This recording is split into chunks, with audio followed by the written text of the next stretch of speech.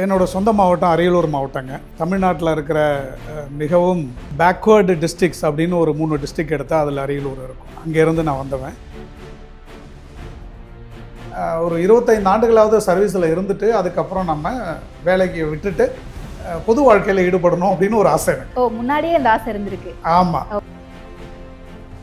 நான் பிஏ முடிச்சு 35 வருஷம் ஆகுது இந்த மார்ச் மாதம் வந்ததுன்னா. ஸோ 35 வருஷங்கிறது ஒரு தலைமுறை, ஒரு கேரியர்னு வச்சுக்கலாம். So this is time for my second career அப்படின்னு எனக்கு தோணுச்சு. எனக்கு ஓய்வு எடுக்கிறதுல அவ்வளோ விருப்பம் இல்லை. அதனால் அரசியலில் இறங்கலாம் அப்படின்னு சொல்லி ஒரு எண்ணம் இருந்தது. நண்பர்கள்ட்ட குடும்பத்தில் எல்லாருக்கிட்டையும் டிஸ்கஸ் பண்ணிகிட்டு இருப்பேன். ரொம்ப நாளாக டிஸ்கஸ் பண்ணிகிட்டு இருப்பேன். அதுக்கு சரியான வாய்ப்பு இப்போ தான் கிடைச்சிது. ஏன் பிரதானமாக திமுகவை சூஸ் பண்ணி திமுகவில் இணைஞ்சிங்க? ஏன் டிஎம்கே? ஏன் திமுக இருக்கக்கூடாதுங்க? இந்த திராவிட இயக்க பின்புலத்தில் நான் வளர்ந்தவங்கிறதுனால அந்த கோட்பாடுகளில் எனக்கு ஒரு ஆழ்ந்த ஈடுபாடு இருக்குங்கிறதுனாலையும் அது மேலே எனக்கு ரொம்ப நம்பிக்கையும் இருக்குது. திமுக வளர்ந்ததே ஆரம்ப காலகட்டத்தில். இப்போ இருக்கிற இளைஞர்கள்லாம் இது எந்த அளவு தெரியும்னு தெரியல. சலூனில் தான் திமுக நிறையா வளர்ந்தது அப்படின்னு. ரோட்டு ஓரத்தில் இருக்கிற முக்கூட்டில் தான் உட்காந்து கூட்டம்லாம் போடுவாங்கன்னு சொல்லுவாங்க. திண்ணையில் உட்காந்து பேசி பேசி வளர்த்த கட்சி அப்படிம்பாங்க. ஸோ சாதாரண மக்களால் உருவாக்கப்பட்ட ஒரு இயக்கம் அது கொடுக்குற ஒரு வாய்ப்பு இருக்குது இல்லைங்களா? தமிழ்நாட்டை புரட்டி போட்டிருக்கு. அரசியலுக்கு போகிறவங்க எல்லாரும் பொறுப்பு எதிர்பார்த்து தான் போவாங்க அப்படிங்கிற ஒரு வாதம் இருந்துகிட்டே இருக்கு. அரசியலுக்கு போகிறதுக்கெல்லாம் சம்பாதிக்கிறதுக்கு தான் போவாங்க அப்படின்ற வாதமும் இருக்கு. அப்படியா? உங்களுடைய பெர்ஸ்பெக்டிவ்ல எப்படி சார் பார்க்குறீங்க? இல்லைங்க, நான் கார்ப்பரேட் லைஃப் பார்த்துருக்குறேன், கவர்மெண்டில் இருக்கிற பியூரோக்ராட்டிக் லைஃப்பை பார்த்துருக்குறேன். I have friends in every area. இன்றைய தேதியில் கரெக்டாக இல்லாத மக்கள் இல்லாத துறையே இல்லைங்கும் போது இது எதுக்கு நம்ம அரசியலை மட்டும்? Politics also is a reflection of the society. I strongly believe it. சொசைட்டியில் எல்லாமே நல்லா இருந்தால் பாலிட்டிக்ஸ்லையும் எல்லாமே நல்லா இருக்கும். அப்போ ஒரு குறிப்பிட்ட பிரிவை மட்டும் ஒதுக்கி நீங்கள் எல்லாம் மோசம் அப்படின்னு பெயிண்ட் அடிக்க வேண்டாம்.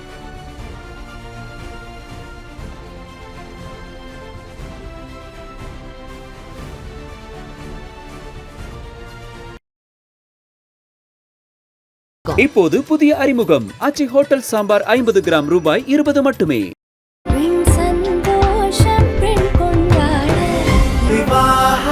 மணப்பெண்ணின் பிரத்யேகமான திருமணம் விவாஹா தி சென்னை சில்க்ஸ்.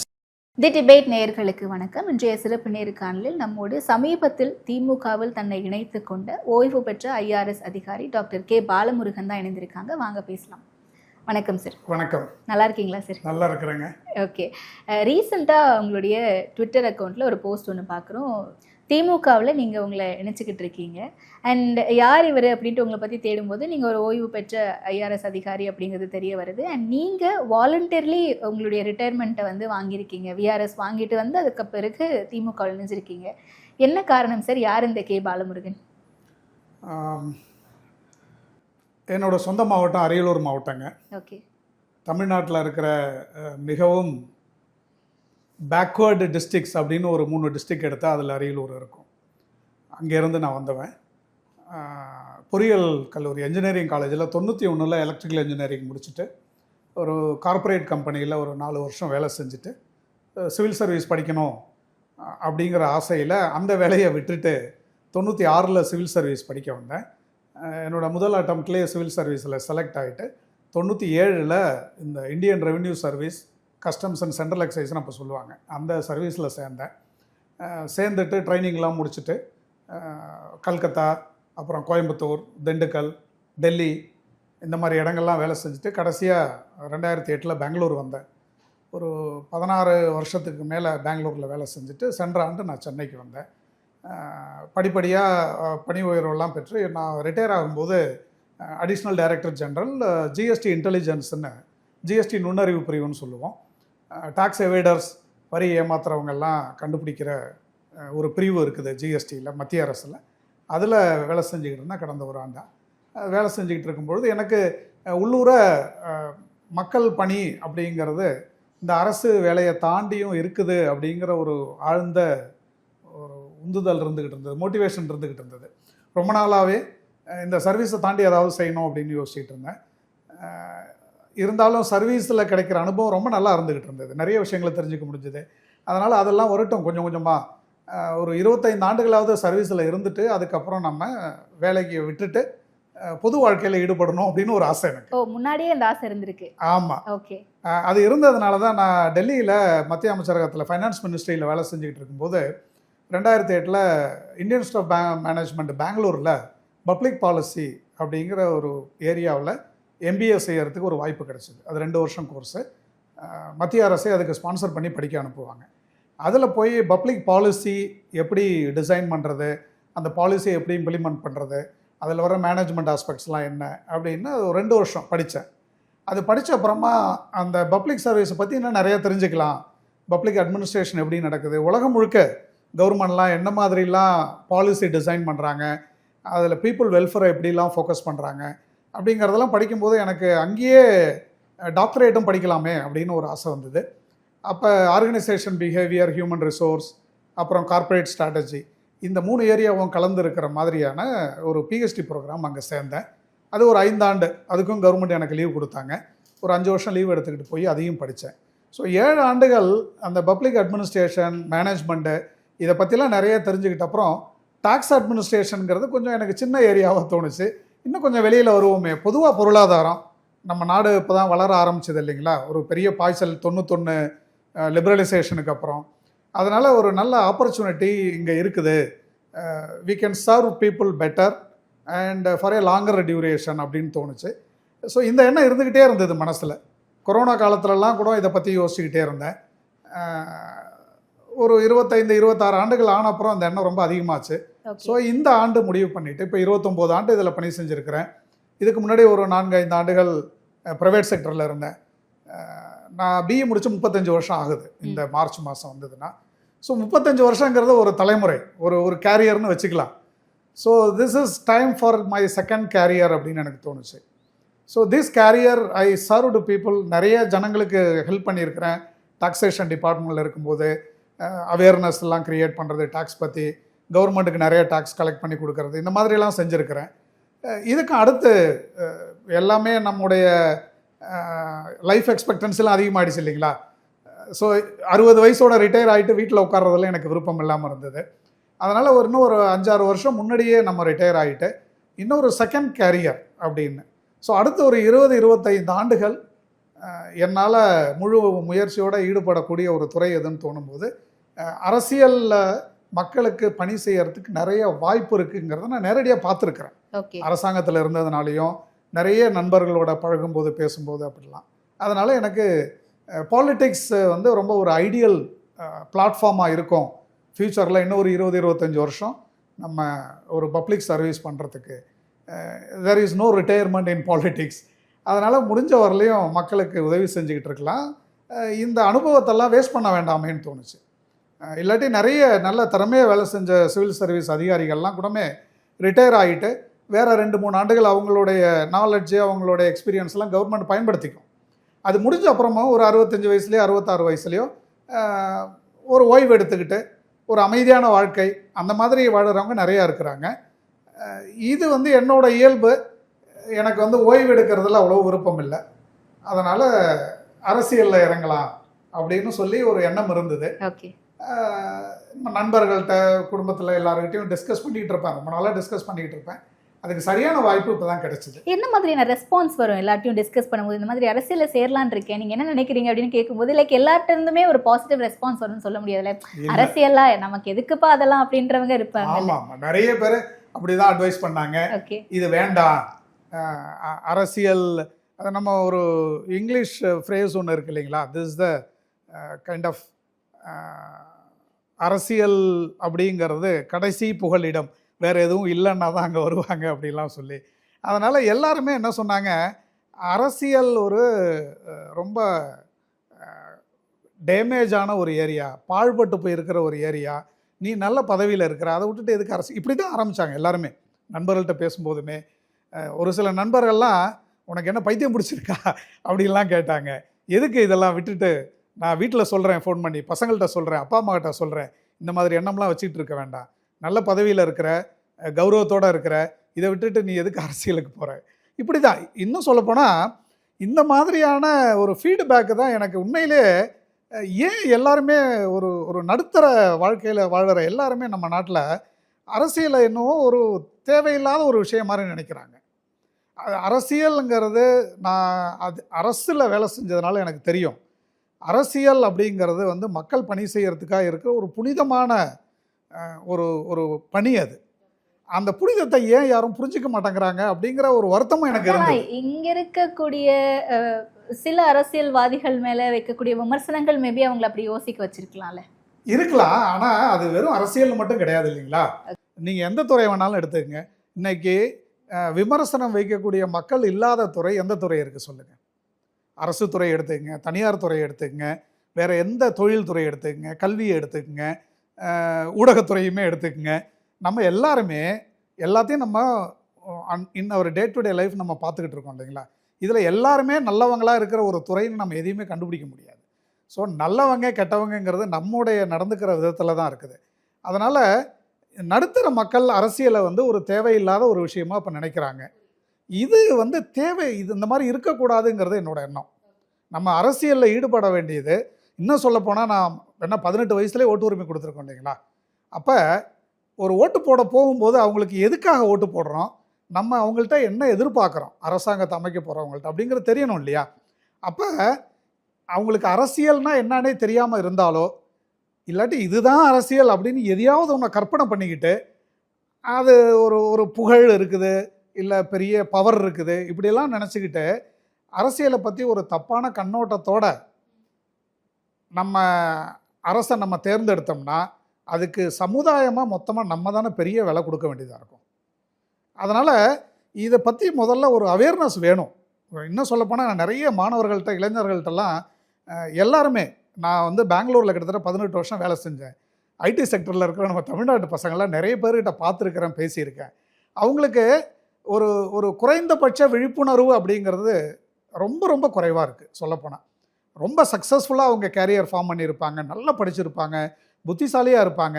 ஆனால் அரசியல் அப்படின்னு வரும்போது அது என்னத்துக்குங்க சார், இப்படி தான் எல்லாருமே ஒதுங்கி போகிறாங்க. அந்த மாதிரி போகக்கூடாது. அதை நம்முடைய வாழ்க்கையில் ஒரு அங்கமாக மாற்றிக்கணும். It should be a part of our life. அப்போ தான் நம்ம சொசைட்டி அடுத்த கட்டத்துக்கு நல்லா வளர முடியும் அப்படிங்கிறது தோணுச்சு. முக்கியமான புள்ளிக்கு வந்திருக்கீங்க நினைக்கிறேன். பெங்களூர்ல சர்வீஸ் பண்ணியிருக்கீங்க. இதுக்கு முன்னாடியே நம்ம பார்த்துருக்கோம், பெங்களூர்ல சர்வீஸ் பண்ண தமிழகத்தை சேர்ந்த சில ஐபிஎஸ் அதிகாரிகளாக இருக்கட்டும், இல்லை ஐஏஎஸ் அதிகாரிகளாக இருக்கட்டும், அரசியலுக்கு வந்து இங்கே இறங்கி இருக்கிறது. உதாரணத்துக்கு காங்கிரஸில் வாலண்டியராக ரிட்டையர்மெண்ட் வாங்கிட்டு சசிகாந்த் செந்தில் அவர்கள் இருக்காங்க, பாஜகவில் அண்ணாமலை அவர்கள் இருக்காங்க ஐபிஎஸ் ஆஃபீஸர். அண்ட் இன்னைக்கு தமிழக வெற்றி கழகம்ல திரு அருண்ராஜ் அவர்களை பார்க்கிறோம் ஐஆர்எஸ் ஆஃபீஸர். அண்ட் இன்னைக்கு நீங்கள் திமுக நினைச்சிருக்கீங்க. லைக் வெவ்வேறு பார்ட்டியில் இந்த மாதிரி ஐஏஎஸ் ஆஃபீஸர்ஸும் ஐபிஎஸ் ஆஃபீஸர்ஸும் வந்து இணையிறது அப்படிங்கிறது இப்போ ஒரு ட்ரெண்டாகவே மாறிட்டு இருக்குன்னு நினைக்கிறீங்களா? என்ன காரணம் அது? இது வந்து ட்ரெண்ட் இல்லைங்க, இது ஆரம்பத்துலேருந்தே இருக்குது. இந்தியா சுதந்திரம் பெற்ற காலத்திலேருந்து, இன்னும் சொல்லப்போனால் அதுக்கு முன்னாடி போனாலே நான் வந்து எனக்கு வரலாறுல ரொம்ப ஆர்வம் உண்டுங்க. சுபாஷ் சந்திர போஸே வந்து சிவில் சர்வீஸில் செலக்ட் ஆகிட்டு வேண்டான்னு எழுதி கொடுத்துட்டு தான் அவர் வந்து இந்திய அரசியல் போராட்டத்துக்கு வந்தார். அதனால் சிவில் சர்வீஸ் அப்படிங்கிறது அரசியலோடு இணைந்து தான் 100 வருஷத்துக்கு மேலே பயணம் செஞ்சுருக்கு. இது வந்து ஒரு உதாரணத்துக்காக சொல்கிறேன். அரபிந்தோ வந்து அவங்களும் சிவில் சர்வீஸ் படிக்க போயிட்டு லண்டனுக்கெலாம் போயிட்டு வேணான்னு விட்டுட்டு வந்தாங்க. அதனால் இந்த அரசு பணிக்கு போகணும்னு வர்றவங்களில் அந்த பணி வேண்டான்னு தொடக்கத்திலே விட்டு வந்தவங்களும் இருக்காங்க, பணியில் சேர்ந்து உடனே விட்டு வந்தவங்களும் இருக்காங்க, ரிட்டையர் ஆகிட்டு அதுக்கப்புறம் அரசியல் வாழ்க்கையில் இணைஞ்சவங்களும் இருக்கிறாங்க. இது வந்து ஒரு புது ட்ரெண்டு இல்லை. ஒருவேளை என்னோட திரு சசிகாந்த் அவங்க, திரு அண்ணாமலை அவங்க 2 பேருமே எனக்கு நல்ல நண்பர்கள். கர்நாடகாவில் இருக்கிற காலத்திலே நான் அவங்களோட பழகியிருக்கிறேன். அவங்கெல்லாம் வந்து இன்னும் இளம் வயதிலே வந்துட்டாங்க. சொல்லப்போனேன் நான்லாம் ரொம்ப லேட் என்ட்ரி அப்படின்னு சொல்லணும். ஏன்னா ரிட்டையர் ஆக 5-6 வருஷம் இருக்கும்போது தான் நான் வெளில வந்திருக்கேன். அவங்கெல்லாம் மொத்த கேரியர் ஆரம்பித்தே ஒரு 10 வருஷத்துலேயே 2 பேருமே வெளியில் வந்து மக்கள் பணியில் இணைஞ்சு செயல்பட்டுக்கிட்டு இருக்கிறாங்க. கொள்கை அளவில் கருத்து வேறுபாடுகள் இருக்கலாம், அவங்களுக்கு பிடிச்ச ஒரு கட்சியை தேர்ந்தெடுத்து அவங்க. ஆனால் அடிப்படையில் பார்த்திங்கன்னா அவங்களுடைய தனி வாழ்க்கையை தாண்டி பொது வாழ்க்கையில் ஏதாவது செய்யணும் அப்படிங்கிற ஒரு எண்ணத்தோடு தான் வந்திருக்கிறாங்க. அதுக்கான ட்ரிக்கர் ஏதாவது இருந்திருக்கும் அவங்களுக்கு. ஏன் அந்த டெசிஷன் எடுத்தாங்கன்னு ஒவ்வொருத்தவங்களுக்கும் ஒரு ட்ரிக்கர் இருந்திருக்கும். அவங்களுக்கு அது ஒரு ஆழமான ஒரு ட்ரிக்கர் இருந்ததுனால தான். இல்லைன்னா சிவில் சர்வீஸுங்கிறது இன்றைக்கி இந்தியாவில் வந்து very stable career and it is still considered as a very prestigious career. So அதை விட்டுட்டு வர்றதுக்கு தயாராக இருக்கிறாங்க. அதுவும் இளம் வயதிலலாம் வர்றாங்கன்னா அவங்களெல்லாம் நம்ம பாராட்டி அரசியலுக்குள்ளார ஐக்கியப்படுத்திக்கிட்டு அவங்களுக்கு வந்து சரியான வாய்ப்புகள் கிடச்சி மக்கள் பணியாற்றுறதுக்கு அவங்களுக்கும் நல்ல வழிகள்லாம் உருவாகணும். சிவில் சர்வீஸில் வர்றவங்க பாலிடிக்ஸில் வர்றது அப்படிங்கிறது என்னால் இன்னொரு எக்ஸாம்பிளும் காட்ட முடியும். எல்லா துறையிலுமே இப்போ நான் வந்து என்ஜினியரிங் முடிச்சுட்டு சிவில் சர்வீஸ் போனேன். அண்ணாமலை அவங்கெல்லாம் என்ஜினியரிங் முடித்து எம்பிஏ முடிச்சுட்டு சிவில் சர்வீஸ் வந்தாங்க. ஸோ சசிகாந்த் அவருமே நல்ல படிப்பு படிச்சுட்டு தான் அவங்கெல்லாம் வந்திருக்கிறாங்க. அவங்க ஐஏஎஸ்க்கோ ஐபிஎஸ்க்கோ இல்லை இப்போ நான் ஐஆர்எஸ்க்கோ வரும்போது அருண்ராஜ் எம்பிபிஎஸ் படிச்சுட்டு சிவில் சர்வீஸுக்கு வந்தார். நாங்கள் இன்டர்வியூக்கு போகும்போதெல்லாம் எங்கள்கிட்ட எப்பயுமே இந்த ஒரு கேள்வி கேட்பாங்க, நீங்கள் டாக்டர் எதுக்கு இதை விட்டுட்டு சிவில் சர்வீஸுக்கு வர்றீங்க, இல்லை நீங்கள் என்ஜினியர் எதுக்கு இதை விட்டுட்டு சிவில் சர்வீஸுக்கு வர்றீங்கன்னு. இதுக்கு எல்லாமே நாங்கள் சொல்கிற பதில் அப்போல்லாம் என்னென்னா டைவர்சிட்டி. இது வந்து எனக்கு ரொம்ப பிடிச்ச ஒரு வார்த்தை. ப்ளூராலிட்டி அண்ட் டைவர்சிட்டிங்கிறது தான் ஒரு சமுதாயத்தை ரொம்ப நல்லா ஆக்குறது இல்லைங்களா. ஒரு கார்டனில் ஒரே மாதிரி பூ மட்டும் இருந்ததுன்னா அதை வந்து நம்ம கார்டன்னு சொல்கிறதுக்கு கூட தோணாது. எல்லா ஃப்ளவர்ஸும் சேர்ந்து இருக்கணும், அப்போ தான் இட்ஸ் எ பியூட்டிஃபுல் கார்டன் அப்படின்னு நம்மளால் சொல்ல முடியும். ஸோ அந்த மாதிரி வேறு வேறு துறையில் படிச்சுட்டு, இப்போ நான் படித்த காலகட்டத்திலாம் தமிழ்நாட்டில் 12வது பரீட்சை எழுதும்போதே இந்த 3 Idiot படத்துலலாம் பார்த்துருப்பீங்க, பிறக்கும் போதே குழந்தைக்கு ஸ்டாம்ப் அடிச்சிடுவாங்க என்ஜினியர் அப்படின்னு. அந்த மாதிரி பிறக்கும் போதே என்ஜினியரிங் படிக்கணும் இல்லாட்டி மெடிசன் படிக்கணும் இப்படி தான் சொல்லி ஒரு தலைமுறையை வளர்ந்தோம். இதை தாண்டி வரும்போது படித்தது ஏதாவது ஒன்று இருக்கலாம், ஆனால் நம்ம செய்ய போகிற வேலை மொத்தமாக வேறு துறைக்கு வந்தோம். அரசு துறையில் வேலை செய்கிறவங்களுக்கு அரசியலோட நிறைய தொடர்பு இருக்கும்போது நம்மளால் இன்னும் வெளியில் போனால் நல்லா பணியாற்ற முடியும். அதாவது அரசு பணிங்கிறது it comes with some kind of limitations. அது ஏன் லிமிட்டேஷன்னா அந்த லிமிட்டேஷன் வேணும். நம்ம பப்ளிக் அட்மினிஸ்ட்ரேஷனில் பியூரோக்ரஸியை படிக்கும்போதே சொல்லுவோம், we should be apolitical and we should be anonymous, neutral. அதாவது ஒரு மெஷின் மாதிரி தான் வேலை செய்யணும். சிவில் சர்வெண்ட்டுங்கிறவங்க வெளியில் தெரியக்கூடாது. இன்னும் சொல்லப்போனால் பரபரப்பாலாம் சிவில் சர்வெண்ட்ஸ் வேலை செய்யணுங்கிற அவசியம் இல்லை. ஏன்னா அவங்களுக்குன்னு ஒரு இதுதான் செய்யணும்னு ஒரு மேண்டேட் இருக்குது. அந்த மேண்டேட்டுக்குள்ளார செய்கிறாங்க. சிவில் சர்வீஸ் இன்ஃப்ராஸ்ட்ரக்சர் அப்படிங்கிறது நம்ம இந்தியாவிலே கிட்டத்தட்ட இப்போ 200 வருஷத்துக்கு மேலே ஆனது. So everything is well laid path. நீங்கள் வேலைக்கு போனீங்கன்னா உங்களுக்கு என்னென்னலாம் செய்ய வேண்டியதாக இருக்கும், நீங்கள் என்னெல்லாம் செய்யணுங்கிறத எல்லாம் தெரியும். அப்போ இதெல்லாம் செய்யும்பொழுது ஒரு சில கட்டுப்பாடுகள் வரதான் செய்யும் இல்லைங்களா. நீங்கள் இதை செய்யணும்னு நினைப்பீங்க, ஆனால் உங்களுக்கு விதிமுறைகள் குறுக்கிடலாம், இல்லாட்டி அந்த இடத்துல வேலை செய்கிறதுக்கு உங்களுக்கு ஒரு ஆப்பர்ச்சுனிட்டி கிடைக்காம போயிடலாம். அப்போ இதெல்லாம் நீங்கள் யோசிக்கும்போது நம்ம இதெல்லாம் இன்னும் கொஞ்சம் நல்லா செய்யலாமே அப்படின்னு தோணும். அப்போ தோணும்போது யாரோ ஒருத்தவங்க 100ல் ஒருத்தவங்களோ 2 பேரோ 3 பேரோ ரைட்டு நம்ம போய் தான் பார்ப்போமே அப்படிங்கிற மாதிரி முயற்சி பண்ணி வர்றது. இது வந்து புது ட்ரெண்டுன்னு நான் ஒத்துக்க மாட்டேன். ஆரம்பத்துலேருந்து இருக்கிறது. ஒருவேளை தமிழ்நாட்டில் இப்போ தான் அதிகமாக நடக்க ஆரம்பிச்சிருக்கு அப்படிங்கிறது ஒரு வகையில் உண்மையாகவும் இருக்கலாம். மேபி இப்போ யங்ஸ்டர்ஸாக அதிகமாக வரதுனால அது நோட்டிசபிளாக இருக்குன்னு கூட எடுத்துக்கலாம்ல. இருக்கலாம். ஓகே. இன்னொன்று, அண்ணாமலை அவர்களும் சசிகாந்த் செந்தில் அவர்களும் உங்களுக்கு ஒரு நல்ல பரிச்சயமான நண்பர்கள்னு சொன்னீங்க. இப்போ அவங்க அரசியலுக்கு வரப்போகிறேன் அப்படிங்கிறது முன்னாடி உங்கள்கிட்ட சொல்லியிருக்காங்களா? ஏன் ஐஆர்எஸ் ஆஃபீஸராக இருந்துட்டு அதே ஐஆர்எஸ் ஆஃபீஸராக இருந்து வெளியே வந்து அருண்ராஜ் அவர்களை பழக்கம் இல்லைன்னு சொல்கிறீங்க? நான் வந்து என்னுடைய கேரியரில் பெரும்பாலான பகுதி பெங்களூரில் தான் வேலை செஞ்சேன். அதனால் சசிகாந்தியோ இல்லை அண்ணாமலையோ அங்கே இருந்ததுனால எனக்கு அறிமுகம். ஆனால் அவங்க அரசியலுக்கு வர்றதை பற்றிலாம் என்கிட்ட பேசுனது கிடையாது. ஒரு சக அதிகாரிகள் சக நண்பர்கள் அப்படிங்கிற முறையில் தான் தெரியுமே தவிர அவங்க அரசியலுக்கு வர்றதுக்கு முன்னாடி அவங்களுக்கு அரசியலில் விருப்பம் இருக்குது அப்படிங்கிறதெல்லாம் கூட தெரியாது எனக்கு. ஸோ ஏதோ ஒரு காரணத்தினால தான் அவங்க 2 பேருமே அதை பற்றி சொல்லியிருக்காங்க. என்ன காரணத்தினால அவங்க அரசியலுக்கு வர்றாங்க, அவங்களுடைய சிவில் சர்வீஸ் கேரியர் விட்டுட்டு வர்றாங்கன்னா அதையெல்லாம் மீடியாவில் பதிவு நிறையா இருக்குது, வந்திருக்கிறாங்க. எனக்கு வந்து அருண்ராஜ் அவருடைய வேலை செஞ்ச இடங்களும் நான் வேலை செஞ்ச இடங்களும் வேறு இருந்திருக்கலாம். அவரை நான் சந்தித்தது இல்லைங்க. ஓகே. அண்ட் இன்னொன்று, ஏன் திமுக சார்? இங்கே நிறைய கட்சிகள் இருக்காங்க, தேசிய கட்சிகள் இருக்காங்க, ஏன் பிரதானமாக திமுகவை சூஸ் பண்ணி திமுகவில் இணைஞ்சிங்க? இப்போ புதுசாக கட்சி துவங்கிய தாவேக்கா இருக்காங்க, அவங்களுக்கான ஒரு ஃபோர்ஸ் அதிகமாக இருக்குதுன்னு சொல்கிறாங்க, மக்கள் இடத்துல ஒரு அட்ராக்ஷன் இருக்குதுன்னு சொல்கிறாங்க. ஏன் டிஎம்கே? ஏன் திமுக இருக்கக்கூடாதுங்க?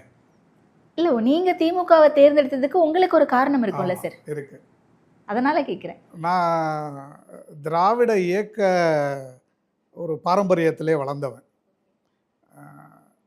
கிராமத்தில் நான் வளர்ந்த கிராமத்தில் என்னுடைய ஆசிரியர்கள் எல்லாருமே திராவிட இயக்க பின்புலம் இருந்தவங்க. அவங்க பள்ளி காலத்திலேருந்தே எங்களுக்கு இந்த இயக்கத்தோடைய கொள்கைகள், கோட்பாடுகள், அதில் இருக்கிற மிகப்பெரிய ஆளுமைகள், அவங்க செஞ்சுக்கிட்டு இருக்கிற மக்கள் பணிகள், ஒரு சமுதாயத்தை வந்து எப்படி கட்டமைச்சாங்க. அறிஞர் அண்ணா வந்து ஒரு ஒரு நல்ல ஃபவுண்டேஷன் போட்டு கொடுத்தாங்க. கலைஞர், முத்தமிழறிஞர் கலைஞர் வந்து அதுகளில் வந்து ஒரு ஒரு அருமையான கோட்டையை கட்டியிருக்கிறாங்க. இப்போ இருக்கிற கழகத் தலைவர் அந்த கோட்டையை நல்லா அலங்காரம் பண்ணிக்கிட்டு இருக்கிறாங்க. ஸோ ஒரு சமுதாயத்துக்குன்னு சொல்லிட்டு ஒரு பெரிய அமைப்பை உருவாக்குறதுங்கிறது 1 வருஷம் 2 வருஷத்தில் நடக்கிற விஷயம் இல்லைங்க. அது வந்து ஒரு ஒரு 2-3 தலைமுறைகள் செய்ய வேண்டிய விஷயம். 2-3 தலைமுறைகள் ஒரு இயக்கம், ஒரு கட்சி பல்வேறு சிக்கல்கள், சவால்கள்லாம் எதிர்கொண்டு கூட தொடர்ந்து இருந்துக்கிட்டே இருக்குது, செயல்பட்டுக்கிட்டு இருக்கு. அப்படிங்கும்போது இப்போ ஒரு மரத்தை வெட்ட வெட்ட அந்த மரம் வளர்ந்துக்கிட்டே இருந்ததுன்னா அது வந்து ரொம்ப ஒரு நல்ல மரம்னு சொல்லுவோம் இல்லைங்களா. நீங்கள் நிழல் கொடுத்துக்கிட்டே இருக்கும், எவ்வளோ வெட்டினாலும் அடுத்தடுத்து வளர்ந்துக்கிட்டே இருக்குது. அப்போ இந்த இந்த அமைப்பு முறை நம்ம சொசைட்டிக்கு போய் ஹெல்ப் பண்ணுறதுக்கு, சர்வ் பண்ணுறதுக்கு it's a very good platform அப்படிங்கிறது என்னோடய பர்சனல் வியூ. ஸோ ஒன்று வந்து அந்த கொள்கை கோட்பாடுகள் என்னுடைய ஆசிரியர்கள் எல்லாம் பள்ளி காலத்துலலாம் நான் பார்த்துருக்குறேன். ஸ்கூலை விட்டு வந்தப்புறம் வந்து உட்காந்துக்கிட்டு ஒரு திண்ணை பேச்சு மாதிரி உட்காந்துக்கிட்டு அவங்க கதையெல்லாம் சொல்லுவாங்க. அரசியல் கதைகள் எதுவுமே கிடையாது. ஆனால் தமிழ்நாட்டில் அந்த காலத்தில் இருந்த தமிழ் இயக்கம் பற்றி நிறைய பேசியிருக்கிறாங்க. இந்தி திணிப்பு எதிர்ப்பு பற்றிலாம் கூட நிறைய பேசியிருக்கிறோம் பள்ளி காலத்திலே. இதெல்லாம் பேசும்பொழுது இலக்கியம் எப்படிலாம் வந்தது, சங்க இலக்கியம் எப்படிலாம் நமக்கு வெளியில் தெரிய வந்தது, அப்புறம் திராவிட இயக்கம் 100 வருஷத்துக்கு முன்னாடி எப்படி ஆரம்பித்தாங்க, என்ன மாதிரி சவால்கள்லாம் அவங்க எதிர்கொண்டாங்க, இதெல்லாம் பேசும்பொழுது நம்ம அறியாமலே நம்ம மனசுக்குள்ளார அதை பற்றி ஒரு ஒரு பாசிட்டிவ் இம்ப்ரெஷன் வரும். ரைட், இவ்வளோ பேரை செஞ்சுருக்காங்க. இது வந்து இன்னைக்கு இருக்கிற ஒரு 100 பேர் மட்டும் உழைக்கிற கட்சி அப்படிலாம் கிடையாதுங்க. இதுக்கான ஃபவுண்டேஷன் ரொம்ப ஸ்ட்ராங்காக போட்டிருக்கிறாங்க. அதனால் இந்த திராவிட இயக்க பின்புலத்தில் நான் வளர்ந்தவங்கிறதுனால அந்த கோட்பாடுகளில் எனக்கு ஒரு ஆழ்ந்த ஈடுபாடு இருக்குங்கிறதுனாலையும் அது மேலே எனக்கு ரொம்ப நம்பிக்கையும் இருக்குதுங்க. இது வந்து அண்ணா அடிக்கடி சொல்லுவார், நான் வந்து ஒரு ஒரு சாமானியனுக்காக உழைக்கும் சாமானியன் அப்படின்னு சொல்லுவார். அந்த திமுக வளர்ந்ததே ஆரம்ப காலகட்டத்தில், இப்போ இருக்கிற இளைஞர்கள்லாம் இது எந்த அளவு தெரியும்னு தெரியல. சலூனில் தான் திமுக நிறைய வளர்ந்தது அப்படிம்பாங்க. ரோட்டு ஓரத்தில் இருக்கிற முக்கூட்டில் தான் உட்காந்து கூட்டம்லாம் போடுவாங்கன்னு சொல்லுவாங்க. திண்ணையில் உட்காந்து பேசி பேசி வளர்த்த கட்சி அப்படிம்பாங்க. அப்போது வேலைக்கு போகிறவங்க அவங்க வேலையெல்லாம் செஞ்சுட்டு சாயந்தரம் வந்து உட்காந்து பேசி வளர்த்தது. ஸோ சாதாரண மக்களால் உருவாக்கப்பட்ட ஒரு இயக்கம், அது கொடுக்குற ஒரு வாய்ப்பு இருக்குது இல்லைங்களா. தமிழ்நாட்டை புரட்டி போட்டிருக்கு. இன்றைக்கி வந்து நான் இந்தியா முழுக்க சுற்றி வந்திருக்கிறேன். இந்தியாவில் இருக்கிற எல்லா மாநிலங்களுக்கும் பயணம் செஞ்சுருக்கிறேன். அவங்க அந்த மாநிலங்களில் இருக்கிற நகரங்களுக்கு போயிருக்கிறேன், கிராமப்புறங்களுக்கு போயிருக்கிறேன், வயல்வெளிகளில் நடந்திருக்கிறேன், மக்களோட சேர்ந்து சாப்பிட்ருக்கிறேன், அங்கே தங்கி இருந்திருக்கிறேன். தமிழ்நாடுடைய வளர்ச்சி 1 வருஷம் 2 வருஷத்தில் வராதுங்க. நிறைய மாநிலங்கள், நான் எல்லா மாநிலம்னு சொல்ல மாட்டேன், நிறைய மாநிலங்கள் நம்ம தமிழ்நாடு கிராமப்புறங்களுக்கு இருக்கிற ஒரு அக்சஸ், ரோடு வசதி, அந்த கிராமப்புறத்தில் இருக்க மக்களுக்கு இருக்கிற ஒரு அவேர்னஸ்ஸு, இதெல்லாம் வளர்கிறதுக்கு 20லேருந்து 60 வருஷம் சாதாரணமாக தேவைப்படுங்க மற்ற மாநிலங்களுக்கு. இவ்வளவு உழைப்பு அந்த இயக்கம் கொடுத்துருக்குங்கும் போது, இந்த சொல்லப்போனால் நான் போய் அந்த இயக்கத்துக்கு உழைக்க போகிறேங்கிறத விட அந்த இயக்கம் உருவாக்கி கொடுத்துருக்கிற ஃபவுண்டேஷன் இருக்குது இல்லைங்களா, அது வந்து எனக்கு நல்ல ஒரு ஒரு பெரிய சப்போர்ட்டாக இருக்கும் என்னுடைய எல்லா முயற்சிகளுக்கும் அப்படின்னு எனக்கு ஒரு ஆழமான நம்பிக்கை. தொடக்கத்திலேருந்து இன்னைக்கு வரைக்குமே அதனுடைய பெரிய பலம் நல்ல தலைவர்கள் கிடச்சிக்கிட்டு இருந்தாங்க இப்பயுமே. அதனால் நல்ல தலைவர்கள் இருக்கிற ஒரு இயக்கத்தை அவ்வளோ சீக்கிரம் நம்மளால் மாற்ற முடியாதுங்க. ஸோ மக்கள் பணி செய்யணும், ஒரு சோஷியல் சர்வீஸ் பண்ணணும், பப்ளிக் சர்வீஸ் பண்ணணும் அப்படின்னு நினச்சிக்கிட்டு வரோம்னா, இது இப்போ நான் உட்காந்து புதுசாக ஆரம்பித்தேன் அப்படின்னா இன்னொரு 30 ஆண்டுகளோ 50 ஆண்டுகளோ 100 ஆண்டுகள் ஆகுமோ எவ்வளோன்னு தெரியாது. அப்போ கனி இருக்க காய் கவர்ந்தற்றுன்னு திருவள்ளுவர் சொல்லுவார் இல்லைங்களா. கையில் நெய்யை வச்சுக்கிட்டு வெண்ணெயை வச்சுக்கிட்டு எதுக்கு நெய் களைவான அப்படின்னு. அது மாதிரி ஏற்கனவே எல்லா விதமான ப்ராக்ரஸையும் காட்டின ஒரு ஒரு மூமெண்ட் இங்கே இருக்குது, ஒரு பார்ட்டி இருக்குது. அதில் வந்து சேராமல் நான் போய் வேறு எதில் சேர முடியும்? ஓகே. ஆனால் அந்த தருணம் இருக்குல்ல, முதலமைச்சர் அவர்களை மீட் பண்ணி அவங்க முன்னிலையில் கட்சியில் இணைந்துக்கிறேன் அப்படின்னு சொல்கிறது, அந்த தருணம் எப்படி இருந்துச்சு? முதலமைச்சர் உங்களை எப்படி ரிசீவ் பண்ணார்? ரொம்ப மகிழ்ச்சியாக ரிசீவ் பண்ணாங்க. He was very happy and he asked about my personal details. எந்த ஊர், நீங்கள் என்ன பண்ணியிருக்கீங்க, அப்பா அம்மாலாம் என்ன பண்ணுறாங்க, நீங்கள் வேலையை விட்டுட்டு வர்றதில் வந்து வீட்டில் எல்லோரும் ஏற்றுக்கிட்டாங்களா, ரொம்ப அக்கறையோடு விசாரித்தாங்க. ஏன்னா அவங்கெல்லாம் வந்து வாழ்நாள் முழுக்க பொது வாழ்க்கையிலே இருக்கிறவங்க. அப்போ அதில் இருக்கிற பிரச்சனைகள்லாம் அவங்களுக்கு தெரியும். ஸோ குடும்பத்தில் எல்லாம் ஏற்றுக்கிட்டாங்களா, ஒன்றும் பிரச்சனை இல்லையான்னு கேட்டாங்க. ஒன்றும் இல்லைங்க அப்படின்னு சொன்னேன். அதுக்கப்புறம் சரி, மகிழ்ச்சியாக வருக, உங்களால் முடிஞ்ச பணியை செய்யுங்க, கழகத்துக்கும் பணியாற்றுங்க, மக்களுக்கும் பணியாற்றுங்க அப்படின்னு வாழ்த்தி வரவேற்றாங்க. ஓகே, முதலமைச்சரை மட்டும்தான் சந்திக்க நேர்ந்ததா இல்லை வேறு யாராவது சந்திக்க நேர்ந்ததா? முதலமைச்சரை சந்திச்சு தான் அறிவாலயத்தில் நேரில் நான் கட்சியில் சார். Okay okay. ஸோ இந்த டைம் அப்படிங்கிறது ரொம்ப க்ரூஷியலான ஒரு டைமாக இருக்குல்ல சார்? ஏன்னா இன்னும் ஒரு 45-50 டேஸில் நமக்கு எலெக்ஷன் அறிவிச்சிருவாங்க. எலெக்ஷன் நடந்துடும். ஸோ இன்னும் ஒரு 1 or 2 வீக்ஸில் வந்து எலெக்ஷன் நோட்டிஃபிகேஷன்ஸும் வந்துடும். இந்த மாதிரியான ஒரு க்ரூஷியல் டைமில் கட்சியில் இணைறது அப்படிங்கிறது ரொம்ப வேலை பளு அதிகமாக இருக்கும். இப்படிலாம் நிறைய பேசப்படுது. எப்படி ஹேண்டில் பண்ண போகிறீங்க? இல்லைங்க, எனக்கு வந்து வேலை பளுலாம் ஒன்றும் இல்லைங்க. நான் வந்து தேர்தலெலாம் முடிஞ்ச அப்புறம் தான் என்ன மாதிரியான வேலைகள்லாம் இருக்கும் அப்படிங்கிறது தெரியும். நான் தனிப்பட்ட முறையில் என்னால் இந்த தேர்தலில் கட்சிக்கு தேவையான எல்லா பணிகளையும் தனிப்பட்ட முறையில் நிறைய செஞ்சுக்கிட்டு இருக்கிறேன். நான் இப்போ தான் வேலையை விட்டு வெளியில் வந்திருக்கிறேன். என்னை நான் தயார்படுத்திக்கிட்டு இருக்கிறேன். இது கிட்டத்தட்ட இன்னொரு புது வாழ்க்கை இல்லைங்களா? எனக்கு ஏற்கனவே இருந்த ஒரு லைஃப் வந்து இஸ் ஏ ஸ்ட்ரக்சர்டு லைஃப். காலையில் 9 மணிக்கு கிளம்பி ஆஃபீஸ் போவேன், சாயந்தரம் 6 மணிக்கு கிளம்பி வீட்டுக்கு வந்துடுவேன். வீட்டுக்கு வரும்போது ஆஃபீஸை மறந்து எல்லாத்தையும் அங்கேயே விட்டுட்டு வந்துடுவேன். இங்கே வந்து என்னோடய மனைவி, என்னோடய பிள்ளைங்க, அப்பா அம்மா, இப்படி தான். இந்த மாதிரி இருந்த ஒரு ஸ்ட்ரக்சர்டு லைஃப். சனி ஞாயிறு ஆச்சுன்னா விடுமுறை. பெரும்பாலும் எங்களுக்கு லீவ்லலாம் யாரும் ரொம்பலாம் தொந்தரவு பண்ண மாட்டாங்க. ஒரு கம்ஃபர்டபுள் லைஃப். ஒரு ஒர்க் லைஃப் பேலன்ஸ் அப்படின்னு பார்த்தா it was a good one. இப்போ அதுலேருந்து நான் மாறி வரேன்னா this will be totally a different sort of life. So I am equipping myself for a new kind of life. Okay, like ஒரு white collar job முதல் ஆமாம், வெள்ளை சட்டை கரை வேட்டி வரை அந்த மாதிரி எடுத்துக்கலாமா? அதாவது அரசு பணியிலிருந்து மக்கள் பணி அப்படின்னு வரும்பொழுது ஒரு மாற்றம் இருக்கும். இந்த சேஞ்சை வந்து நான் என்ன தயார் பண்ணிக்கிட்டு இருக்கிறேன். அது it is going well now. Last ஒரு 10 நாள் 15-12 நாள் ஆகுது. ஸோ நல்லா தான் போயிட்டுருக்கு. இது ஐ ஆம் லுக்கிங் ஃபார்வர்ட், அப்படி தான் நான் சொல்ல முடியும். ஓகே, அரசியலுக்கு நிறைவான ஒரு கேள்வி. அரசியலுக்கு போகிறவங்க எல்லாரும் பொறுப்பு எதிர்பார்த்து தான் போவாங்க அப்படிங்கிற ஒரு வாதம் இருந்துக்கிட்டே இருக்குது. அரசியலுக்கு போகிறதுக்கெல்லாம் சம்பாதிக்கிறதுக்கு தான் போவாங்க அப்படின்ற வாதமும் இருக்குது. அப்படியா? உங்களுடைய பெர்ஸ்பெக்டிவ்ல இதை எப்படி சார் பார்க்குறீங்க? இல்லைங்க, இது வந்து ரொம்ப என்ன சொல்ல கேட்டால் ஒரு ஒரு பொது புத்தி ஸ்டீரியோ டைப்புன்னு நம்ம சொல்லுவோம் இல்லைங்களா? அந்த மாதிரி இது வந்து நான் ஆரம்பத்திலே சொன்ன மாதிரி தான். நீங்கள் அரசியலை இந்த மாதிரி ஸ்டீரியோ டைப் பண்ணுறதே முதல்ல தப்புங்க. நம்ம அரசியல்வாதிகள் எல்லாருமே ஏதோ சம்பாதிக்கிறவங்க, ஊழல் பண்ணுறவங்க, இந்த மாதிரி ஒரு கண்ணோட்டம் இருக்கக்கூடாதுங்க. முதல்ல அதை நம்ம மனசுலேருந்து எடுத்து தொடச்சி எரிஞ்சிடணுங்க. இல்லைங்க, நான் வந்து கார்ப்பரேட் லைஃப் பார்த்துருக்குறேன், கவர்மெண்டில் இருக்கிற பியூரோக்ராட்டிக் லைஃப்பை பார்த்துருக்குறேன். I have friends in every area. இன்னைய தேதியில் கரப்டாக இல்லாத மக்கள் இல்லாத துறையே இல்லைங்கும்போது இது எதுக்கு நம்ம அரசியலை மட்டும் சிங்கிள் அவுட் பண்ணி அரசியல்னா மோசம், அரசியல்வாதிங்கன்னா மோசம் அப்படின்னு சொல்கிறதே முதல்ல தப்பு, தேவையில்லைங்க. இது வந்து ஒரு பொதுவான என்னுடைய கருத்துங்க.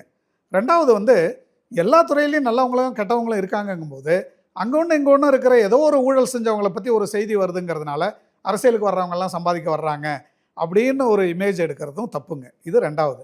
மூணாவது, நீங்கள் முன்னாடியே சொன்னீங்க தேர்தல் நேரத்தில் கரெக்டாக உள்ளே வர்றீங்க அப்படின்னு, பொறுப்பு எதுவும் எதிர்பார்த்து வந்தீங்களான்னு. அப்படிலாம் கிடையாதுங்க. என்ன கேட்டால் it is just a coincidence. நான் வந்து 2026 தேர்தல் வரப்போகுது, ஏப்ரல் மாதம் தேர்தல் வரும், நான் பிப்ரவரி மாதம் வேலையை விட்டு வெளியில் போகிறேன், அரசியலில் சேர போகிறேன் அப்படிலாம் நான் எதிர்பார்த்து எதுவுமே செய்யலைங்க. நான் வர்றது இது நான் தனிப்பட்ட முறையில் எனக்கு அரசு பணி போதும் அப்படின்னு தோணுச்சு. வெளியில் வந்து வேறு ஏதாவது, நான் முக்கியமாக அரசு பணியிலேருந்து வெளில வந்ததுக்கு காரணமேங்க நேரம் வந்து எனக்காக இருக்கணும் அப்படின்னு நான் யோசித்தேன். எனக்காகனா நான் செய்ய விரும்புகிற பணிகளில் அந்த வேலையில் செய்கிறதுக்கான ஒரு கம்ஃபர்ட் இருக்கணும் அப்படின்னு. ஸோ கவர்மெண்ட் ஜாப் அப்படிங்கிறது it has its own limitations. நான் சொன்ன மாதிரி காலையில் 9 மணிக்கு போனால் 5 மணி வரலையும் அங்கே தான் இருந்தாகணும். நான் இப்போ வெளியில் வந்துட்டேங்கும் போது இப்போ எனக்கு நிறைய படிக்க நேரம் கிடைக்குது. எனக்கு படிக்கிறதுல ரொம்ப ஆர்வம் உண்டு. நிறைய படிக்க நேரம் கிடைக்குது, நிறைய பேரோட பேசுகிறதுக்கு நேரம் கிடைக்குது, வெளி உலக வாழ்க்கையெல்லாம் பார்க்குறேன். 2 நாளாக வந்து சென்னை வெயிலில் எனக்கு வெளியில் நடக்கும்போது தான் தெரியுது, நான் வந்து காலையில் வெயில் ஆரம்பிக்கிறதுக்கு முன்னாடி என்னோடய ஆஃபீஸுக்கு போயிடுவேன். பகல் முழுக்க ஆஃபீஸ்லேயே இருப்போம், இல்லை ஏதாவது மீட்டிங் நடக்கும், அங்கே எங்கே சுற்றுவோம். சாயந்தரம் 6 மணிக்கு சூரியன் மறைஞ்சப்புறம் தான் வெளியில் வர்றோம்.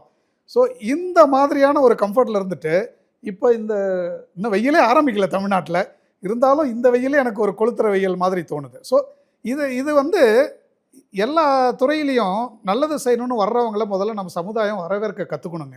அது வரும்போதே இது வந்து ஒரு ஊழல் நிறைஞ்ச ஒரு துறை, இங்கே இருக்கிறவங்க எல்லாம் சம்பாதிக்க தான் வருவாங்க, வேறு எண்ணத்துக்காக அரசியலுக்கு வர்றாங்க அப்படின்லாம் சொல்லி முதல்ல பேசுகிறத நம்ம வந்து நிறுத்தணுங்க. பொதுவாகவே நான் வந்து இன்றைக்கி ஒரு கட்சியில் சேர்ந்துருக்கிறேன், அரசியலில் ஈடுபடுறேன், மக்கள் பணி செய்ய போகிறேங்கிறதுக்காக சொல்லலைங்க. ஆரம்ப காலத்துலேருந்தே என்னோட எண்ணம் இதுதாங்க. எல்லா துறையிலையும் எல்லா விதமான மக்களும் இருக்காங்கங்கும்போது politics also is a reflection of the society. I strongly believe it. சொசைட்டியில் எல்லாமே நல்லா இருந்தால் பாலிட்டிக்ஸ்லையும் எல்லாமே நல்லா இருக்கும். அப்போ ஒரு குறிப்பிட்ட பிரிவை மட்டும் ஒதுக்கி நீங்கள் எல்லாம் மோசம் அப்படின்னு பெயிண்ட் அடிக்க வேண்டாம். நம்ம கடைசியாக வந்து நான் எந்த பொறுப்பையும் எதிர்பார்த்து நான் இந்த கட்சியிலையும் சேரல, எந்த பொறுப்பையும் எதிர்பார்த்தும் நான் அரசியலுக்கு வரல. நான் வந்தது எல்லாமே ஐ வாண்ட் டு சர்வ் பீப்புள், அதுக்காக தான் வந்திருக்கிறேன். பொறுப்புகள் அப்படிங்கிறது என்னை பொறுத்த வரைக்கும் தகுதியான நபர்களுக்கு எந்த கட்சி தலைமையும் அவங்களுடைய திறமையும் தகுதியும் பயன்படுத்திக்கணும் அப்படின்னு தான் எல்லாருமே விரும்புவாங்க. அதனால் அது வந்து கட்சி தலைமை என்ன மாதிரி பொறுப்புகள் எப்போ கொடுக்கணும்னு கொடுக்குறாங்களோ அப்போ நான் அந்த பொறுப்புகளை எடுத்து செய்வேன். ஆனால் என்னோடய பணி வந்து பொறுப்புகளுக்காகலாம் காத்துக்கிட்டு இருக்காதுங்க. எனக்கு வந்து இந்த பொறுப்பு கொடுத்தா தான் நான் இந்த வேலை செய்வேன் அப்படின்லாம் இல்லைங்க. நான் மக்களோட மக்களாக சேர்ந்து பயணிக்கிறதுக்கும் அவங்களுக்காக உழைக்கிறதுக்கும் என்னால் முடிஞ்ச அளவு என்னை சுற்றி இருக்கிறவங்க மகிழ்ச்சியாக இருக்கிறதுக்கு என்ன செய்யணுமோ அதை செய்யறதுக்கும். நீங்கள் சொல்கிறீங்க இல்லையா, சின்ன சின்ன குறைகள் இருந்ததுன்னா நம்ம வந்து மொத்த உலகத்தையும் மாற்ற முடியாது. ஆனால் ரொம்ப பழைய கிளிஷே மாதிரி இருக்கும் சொல்கிறதுக்கு, பட் இருந்தாலும் அதான் உண்மை.